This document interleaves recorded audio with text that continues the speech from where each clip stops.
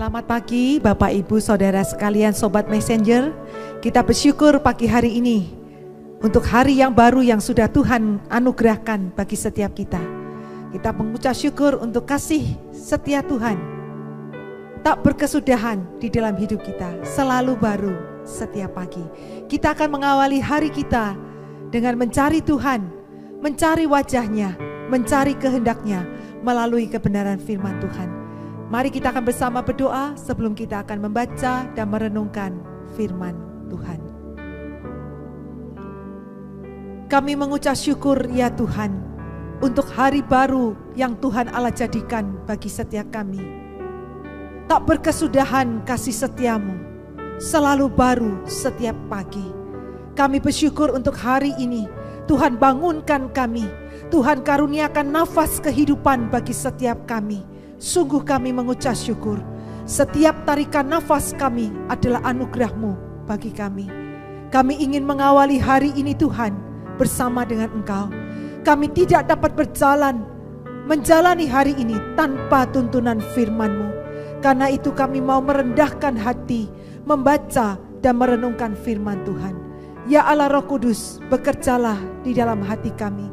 Karuniakanlah hikmat dan pengertian kepada setiap kami, dan kesanggupan untuk menghidupi kebenaran firman Tuhan, sehingga laku hidup kami selaras dengan kebenaran firman-Mu, dan setiap kami dibarui oleh kuasa firman Tuhan. Hamba menyerahkan diri untuk menyampaikan kebenaran firman. Roh Kudus, kiranya Engkau menolong hamba-Mu menyampaikan firman-Mu dengan baik dan benar. Berkaryalah di tengah-tengah kami. Perbaruilah setiap kami. Di dalam nama Tuhan kami Yesus Kristus, kami memulai pembacaan dan perenungan firman Tuhan. Amin. Kita akan membaca firman Tuhan di dalam Kisah Para Rasul pasal 2 ayat 41 sampai 47.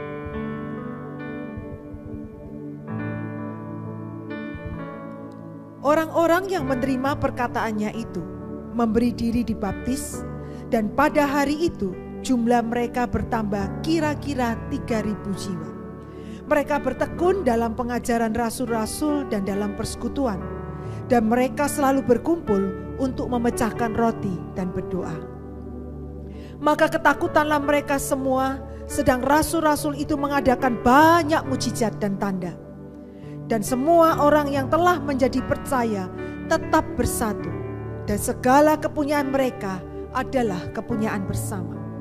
Dan selalu ada dari mereka yang menjual harta miliknya, lalu membagi-bagikannya kepada semua orang sesuai dengan keperluan masing-masing. Dengan bertekun dan dengan sehati mereka berkumpul tiap-tiap hari dalam bait Allah. Mereka memecahkan roti di rumah masing-masing secara bergilir, dan makan bersama-sama dengan gembira dan dengan tulus hati, sambil memuji Allah. Dan mereka semua disukai orang, dan tiap-tiap hari Tuhan menambah jumlah mereka dengan orang yang diselamatkan. Teks suci kita ini bukan sekedar menuturkan bertambahnya jumlah orang percaya. Pada hari itu oleh khotbah Petrus, jumlah mereka bertambah kira-kira 3.000 jiwa. Namun perihal bertambahnya jumlah orang percaya cuma dituturkan di dalam 2 ayat.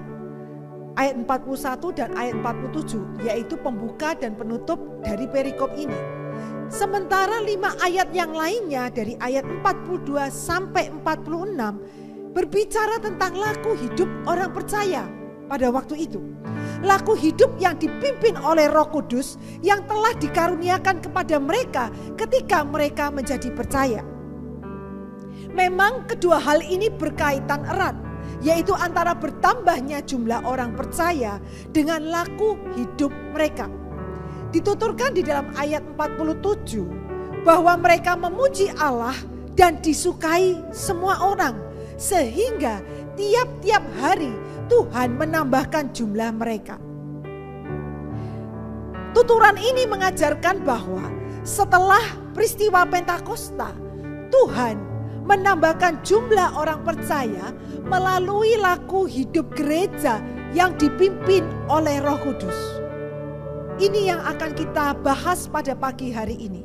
Bahwa ketika setelah peristiwa Pentakosta, Tuhan menambahkan jumlah orang percaya melalui laku hidup umat Tuhan yang dipimpin oleh Roh Kudus. Yang menjadi bahan renungan kita pada pagi hari ini adalah seperti apa laku hidup yang dipimpin oleh Roh Kudus. Yang pertama, mereka bertekun atau bergairah untuk mempelajari ajaran rasul-rasul. Mereka bertekun atau bergairah untuk mempelajari ajaran rasul-rasul, bersekutu, memecahkan roti untuk memperingati tubuh Yesus yang diserahkan bagi keselamatan mereka dan berdoa. Apa yang dimaksud dengan ajaran rasul-rasul pada bagian ini? Yaitu firman, karya, dan teladan Yesus. Perubahan laku hidup mereka tidak terletak pada kegiatan-kegiatan gerejawi yang mereka ikuti, tetapi pada gairah mereka untuk mengikutinya. Mari kita perhatikan pernyataan ini, bahwa perubahan laku hidup mereka tidak terletak pada kegiatan-kegiatan gerejawi yang mereka ikuti, melainkan pada gairah mereka mengikuti semua kegiatan gerejawi. Perubahan laku hidup mereka ini bukan pada tekunnya kita mengikuti kegiatan-kegiatan gereja, hadir dalam setiap kegiatan gereja, melainkan pada gairah kita untuk mengikutinya. Karena Bapak Ibu Saudara sekalian, bisa saja kita mengikuti dan menghadiri semua kegiatan gereja bukan karena gairah untuk mengenal Kristus, melainkan banyak motivasi lainnya. Karena saya ingin bertemu teman saya ingin bertemu kekasih saya, karena saya nganggur di rumah daripada saya nganggur, lebih baik saya ke gereja. Atau saya pernah mendengar ada orangnya datang ke gereja karena ada konsumsinya. Laku hidup kita bukan karena kita menghadiri semua kegiatan gereja itu, tetapi pada gairah kita, ketekunan kita, motivasi yang mendorong kita untuk mengikutinya, yaitu aku ingin mengenal Kristus, lebih mengenalnya. Bapak Ibu Saudara yang dikasihi oleh Tuhan, bukanlah suatu kebetulan mempelajari firman, karya, dan teladan Kristus ini diletakkan pada urutan yang pertama.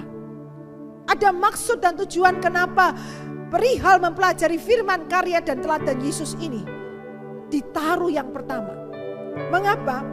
Untuk menegaskan keutamaannya semua kegiatan gerejawi lainnya, yaitu bersekutu, memecahkan roti, dan berdoa.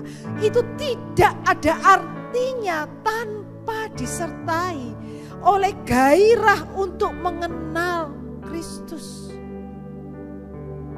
Pengenalan akan Kristuslah yang semestinya memaknai semua praktik kegiatan gerejawi tersebut.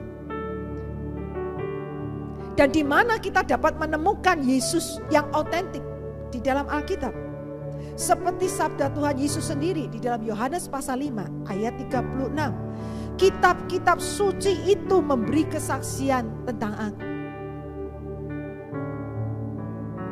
Perubahan laku hidup itu terjadi bukan pada kegiatan gerejawinya, tetapi pada gairah kita untuk mengenal Kristus melalui firman-Nya, melalui firman Tuhan yang mengajar kita mengenal Dia.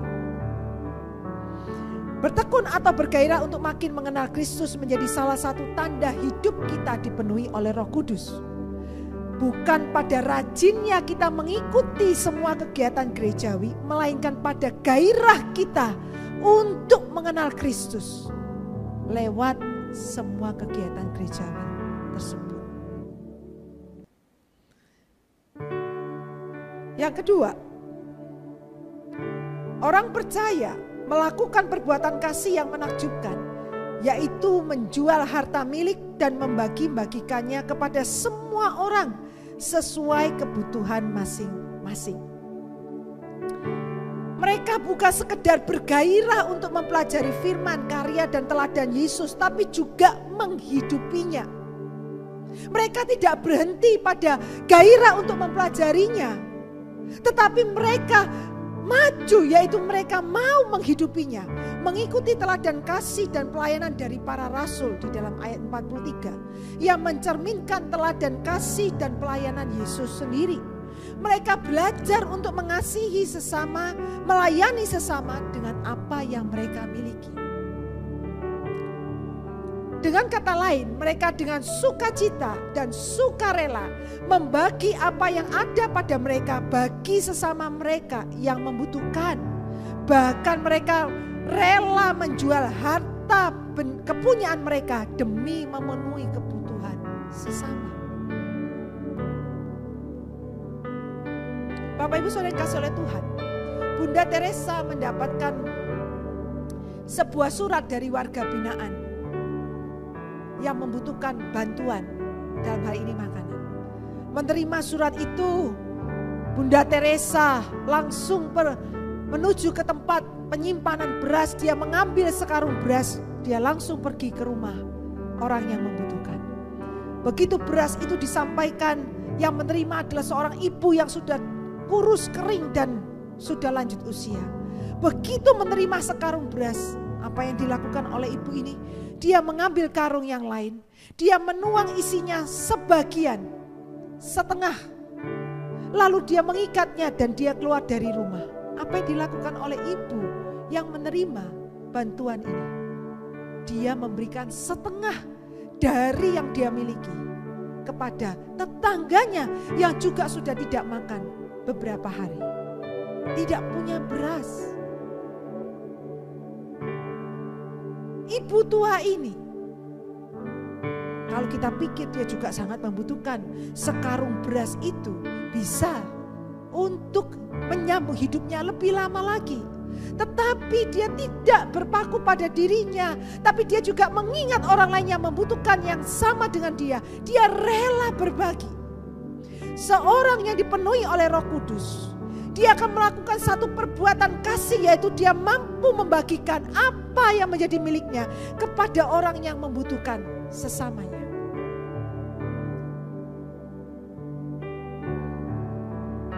Yang ketiga, laku hidup seorang yang dipenuhi oleh Roh Kudus, yaitu mereka tetap bersatu, mereka kompak, mereka rukun, dan segala kepunyaan mereka adalah kepunyaan bersama di dalam ayat 44. Mereka bersatu, kompak, rukun, dan segala kepunyaan mereka adalah kepunyaan bersama. Mereka yang hidup laku hidupnya dipimpin oleh Roh Kudus, mereka mengenal Kristus, mereka akan tinggal di dalam kasih. Kalau Bapak Ibu melihat jemaat mula-mula, mereka dari latar belakang yang berbeda, budaya yang berbeda, bagaimana mereka bisa tetap bersatu, kompak, dan rukun. Orang dengan latar belakang yang sama saja sulit untuk bisa mempunyai satu pemikiran yang sama. Tapi mereka dengan latar belakang, dengan banyak hal yang menjadi perbedaan, mereka bisa tetap bersatu, kompak, dan rukun. Dan itu salah satu tanda seorang yang dipenuhi oleh Roh Kudus.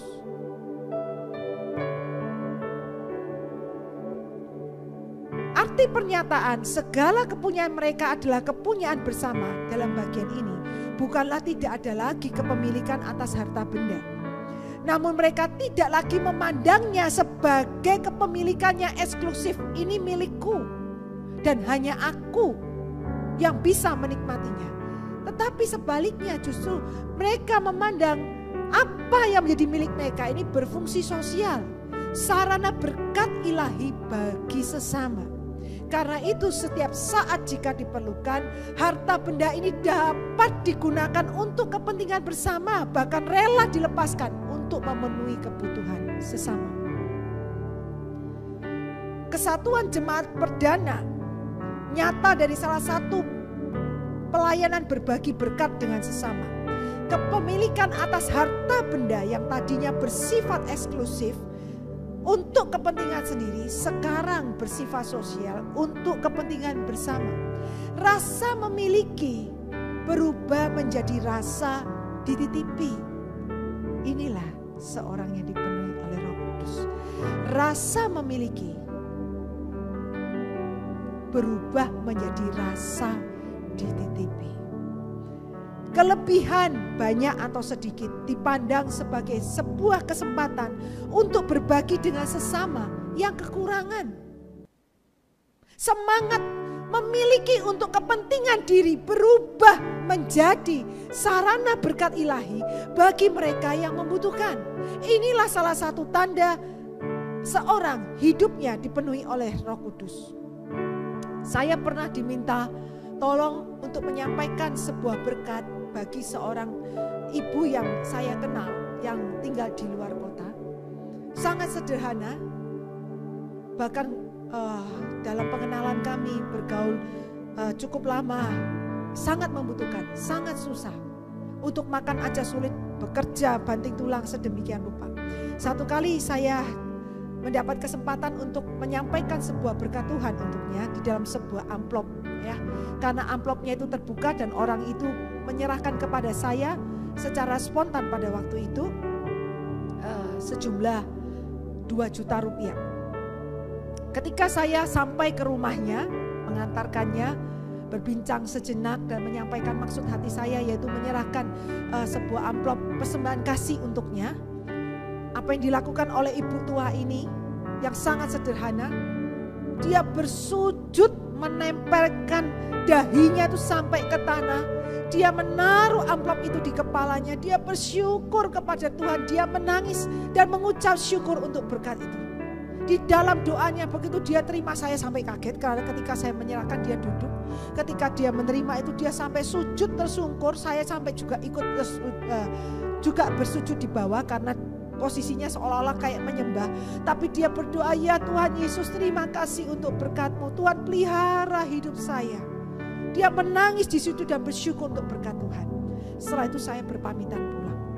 Saat kemudian salah satu anggota gereja dari ibu itu menelpon saya dan menyampaikan suatu kabar yang sangat mengejutkan. Bukan hanya bagi dia yang menelpon saya, juga bagi orang di gereja itu.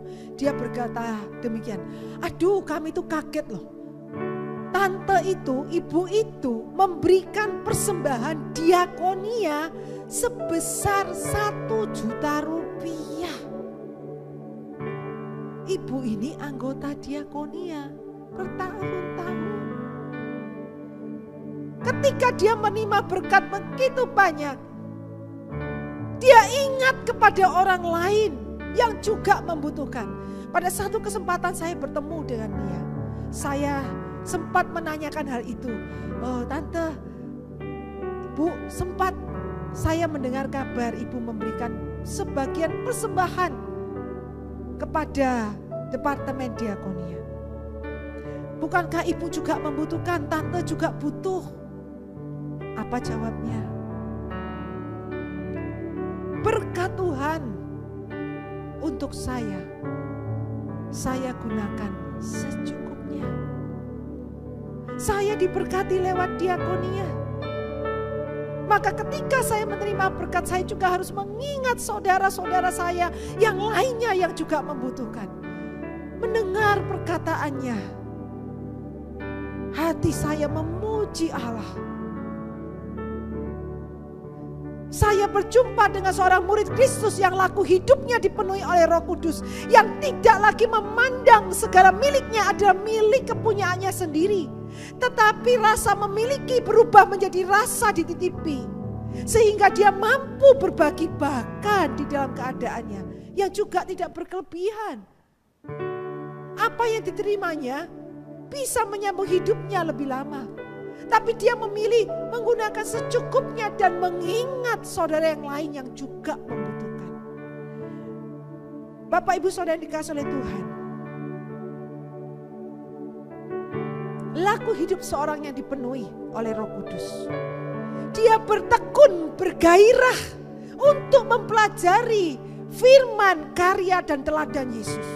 Seorang yang laku hidupnya dipenuhi oleh Roh Kudus, maka mereka akan melakukan perbuatan kasih, membagikan kepada orang yang membutuhkan apa yang menjadi milik mereka.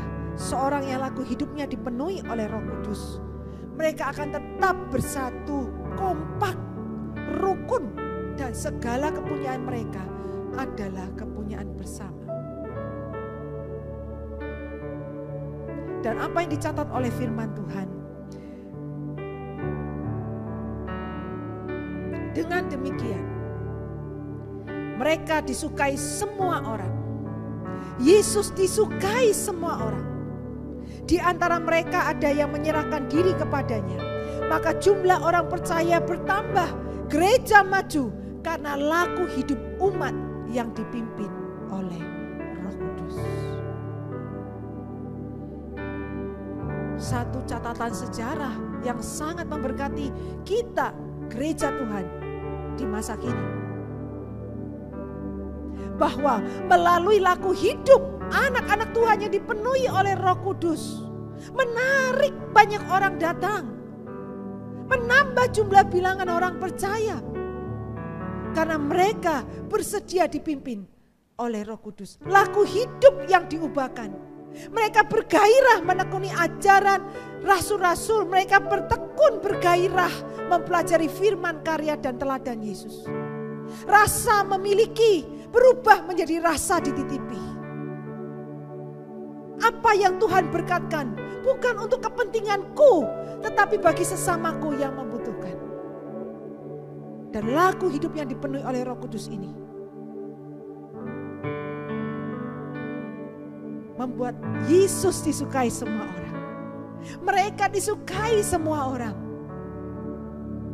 Dan Tuhan menambah jumlah orang percaya. Mari kita mengawali pagi hari ini dengan satu tekad. Biarlah hidup kita, laku hidup kita dipimpin, dipenuhi oleh Roh Kudus. Kita menghadiri semua kegiatan gereja hanya dengan satu tujuan, saya bergairah mengikutinya karena saya ingin mengenal Kristus. Saya ingin lebih mengenal Dia sebagai Tuhan dan Juru Selamat saya. Mari kita menjalani hidup kita dipenuhi oleh Roh Kudus. Seluruh karya laku hidup kita karena aku ingin mengenal Dia, mengenal Kristus, mengenal Tuhan yang bangkit itu. Bapak, Ibu, Saudara yang kasih oleh Tuhan, mari kita mengawali hari ini dengan satu tekad. Aku ingin hidupku dipenuhi oleh Roh Kudus.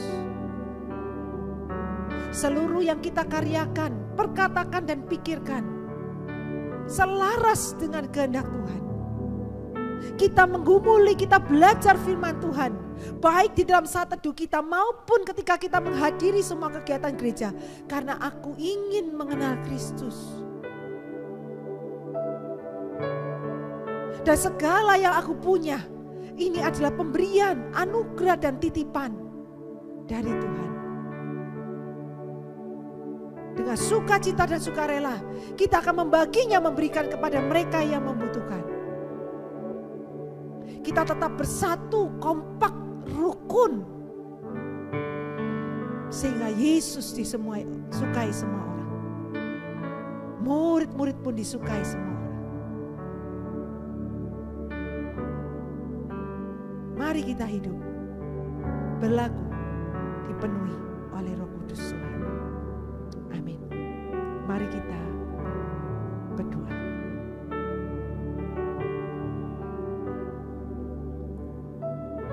Bapa kami di surga,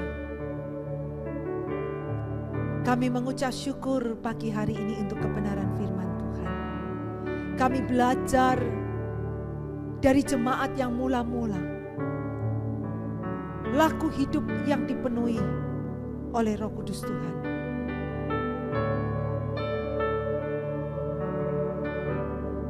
Laku hidup yang senantiasa dipenuhi oleh Roh Kudus. Lahir karena gairah, ketekunan untuk mempelajari firman, karya dan teladan Yesus. Tuhan, murnikanlah hati kami. Murnikanlah motivasi kami mengikuti semua kegiatan gereja. Karena laku hidup kami bukan karena kami mengikuti semuanya itu, tetapi lebih karena pada gairah kami untuk mengikutinya, karena kami ingin mengenal Kristus. Tuhan, tolonglah kami hidup dipenuhi oleh Roh Kudus-Mu. Kami mau tekun dan bergairah mempelajari firman, karya dan teladan Yesus. Kami mau hidup dengan satu semangat bahwa apa yang dititipkan kepada kami, apa yang menjadi milik kami, rasa memiliki ini berubah menjadi rasa dititipi. Apa yang Tuhan titipkan, berkatkan bagi kami,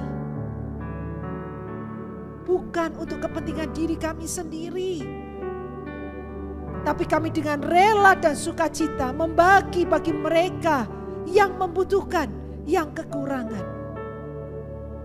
Kami mau hidup rukun, bersatu dan kompak. Karena itulah tandanya kami hidup dipenuhi oleh Roh Kudus-Mu. Kami mau mengawali hari ini dengan satu tekad hidup dipenuhi Roh Kudus Tuhan. Agar hidup kami Tuhan menjadi saksi-Mu. Agar Engkau disukai semua orang dan mereka boleh melihat Tuhan yang hidup di dalam kehidupan kami. Melalui tutur kata, laku hidup dan pemikiran kami.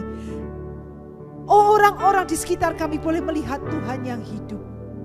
Karena kami mau hidup kami dipenuhi senantiasa oleh Roh Kudus-Mu. Bapa kami di surga, pada pagi hari ini kami bersyukur dan mau berdoa bagi bangsa dan negara kami. Kami bersyukur kami boleh tinggal di Indonesia. Kami bersyukur kami menjadi warga negara Indonesia. Dan kami mau berdoa memberkati bangsa dan negara kami. Kami berdoa bagi para pemimpin kami. Karuniakanlah hikmat dan hati yang takut akan Tuhan. Sehingga setiap kebijaksanaan yang mereka ambil, karya mereka adalah demi kepentingan rakyat banyak, bukan demi diri sendiri ataupun golongan. Tuhan, karuniakanlah hati serta kasih-Mu bagi para pemimpin kami, sehingga di dalam seluruh karya mereka seturut dengan kehendak Tuhan. Kami juga prihatin dengan situasi negeri ini Bapa, dengan wabah penyakit mulut dan kuku yang menyerang hewan ternak. Kami berdoa ya Tuhan, mohon belas kasihan Tuhan bagi dinas kesehatan yang sedang mengupayakan untuk menghentikan penyebaran wabah yang menyerang ternak hewan ini Tuhan, dan merugikan sebagian warga. Kami berdoa Tuhan, mohon belas kasihan-Mu. Demikian juga ya Tuhan, situasi dunia saat ini dengan kekhawatiran akan wabah cacar monyet ataupun juga hepatitis akut. Kami berdoa memohon belas kasihan kemurahan-Mu ya Tuhan. Tolonglah kami sebagai warga negara juga di tengah pandemi COVID yang sekalipun saat ini sudah makin melandai, kami boleh tetap memberikan sumbangsi dengan menjaga kesehatan tubuh kami.